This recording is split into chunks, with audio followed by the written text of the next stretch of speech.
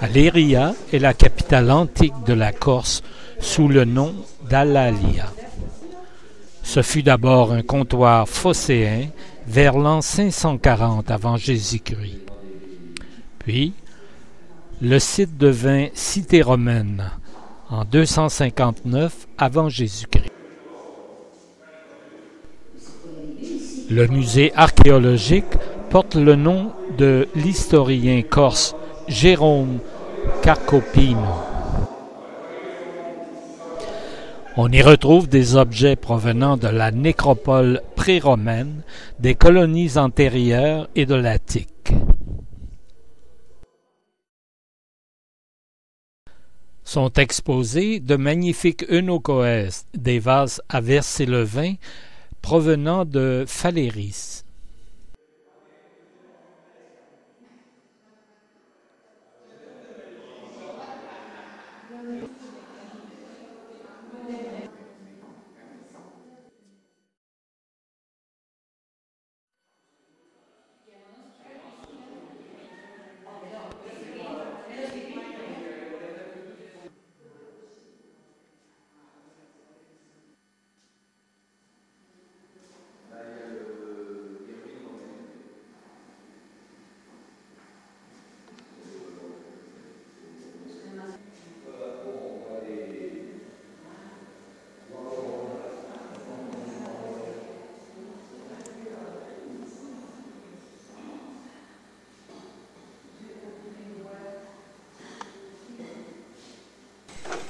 À l'extrémité du village s'élève sur une colline le fort de Matra, construit par les Génois à la fin du XVIe siècle.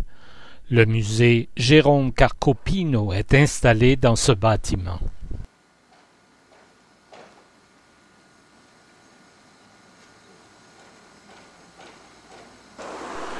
Nous quittons la côte à Porto Vecchio en direction de l'intérieur par une route en lacet qui traverse une forêt de chênes, lièges et de pins. Divers points de vue nous permettent d'apprécier au loin le golfe de Porto Vecchio.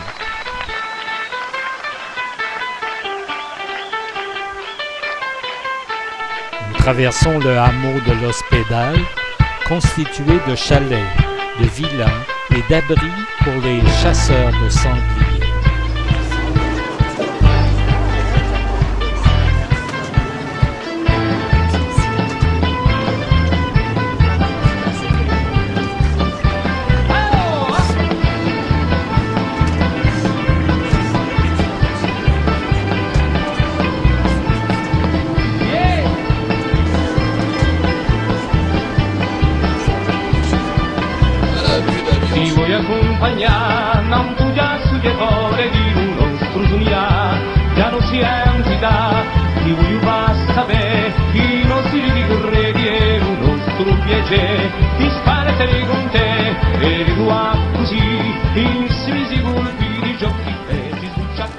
Tout simplement parce que c'est une retenue agricole. Bon, regardez bien, non mais attendez, vous verrez là où il y a de l'eau, vous allez voir, on va avancer encore un peu bien sûr. Ici on s'arrête, on peut se baigner. En chemin, nous pouvons apercevoir un barrage de rétention en terre dont le réservoir permet d'approvisionner en eau toute la région.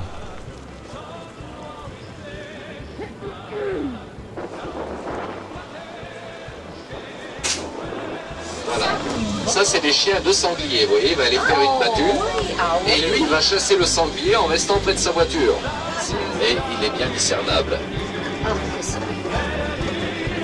Avec on est réellement dans un autre pays que ce qu'on a fait les 3 premiers jours. On est ailleurs, hein, tout simplement. Et vous serez encore...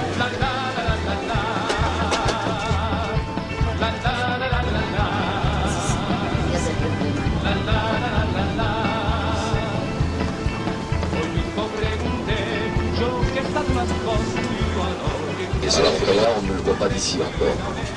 Zanza est un village de montagne, bâti en terrasse au-dessus de la vallée de l'Asinaio, parmi les pins, les chênes verts et les rochers. au confluent de destinations touristiques majeures. C'est le point de rendez-vous des Corses et des expatriés durant l'été. La ville alors s'anime dans la fête. Magnifique randonnée d'alpinisme, là, parce que c'est autre chose que de la randonnée. Oui, oui.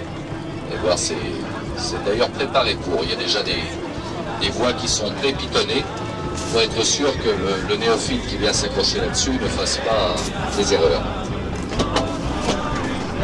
Nous continuons notre route en direction du col de Bavella, en passant par la forêt de pins de Zonza, en empruntant une route en corniche très pittoresque.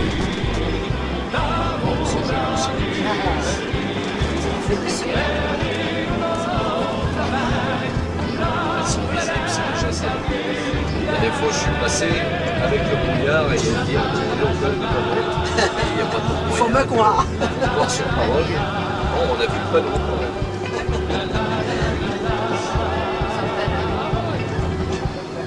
Différentes dents qui ressortent. C'est réellement, vue d'avion, des aiguilles.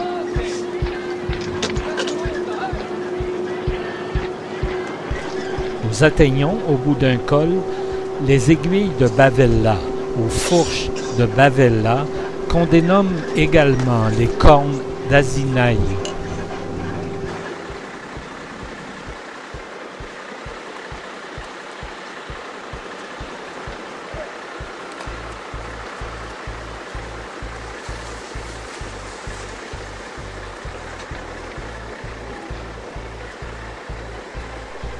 Le col de Bavella est marqué par une croix et par la statue de Notre-Dame-des-Neiges, dans un paysage de pins tordu par le vent.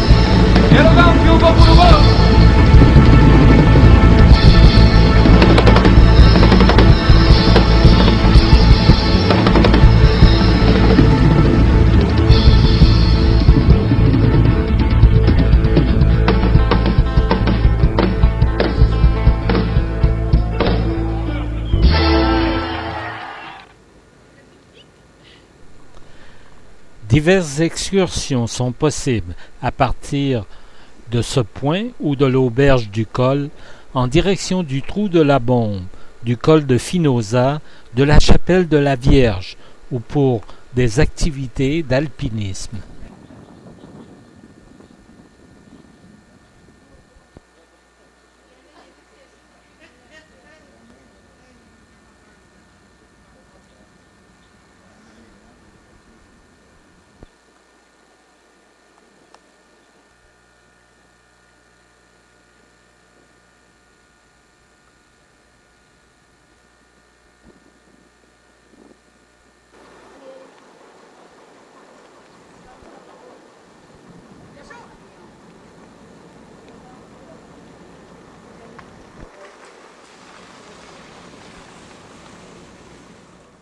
Ils arrivent à la grande altitude, disons dans les 2-3 grandes forêts au-dessus de Porto et au-dessus de Lisbonne. Mais là, on va quand même voir de très beaux spécimens. Qu'est-ce que c'est une odeur? C'est du dard ou... C'est un bon, hein? Oh! J'ai le nez bouché. Oui, toucher une fleur. Oh! Bon, ça sentait pas ici. C'est déjà ça. Regarde. Autre chose. Ah! C'est très très plaisant. OK. De nouveau les pins arrêtés par...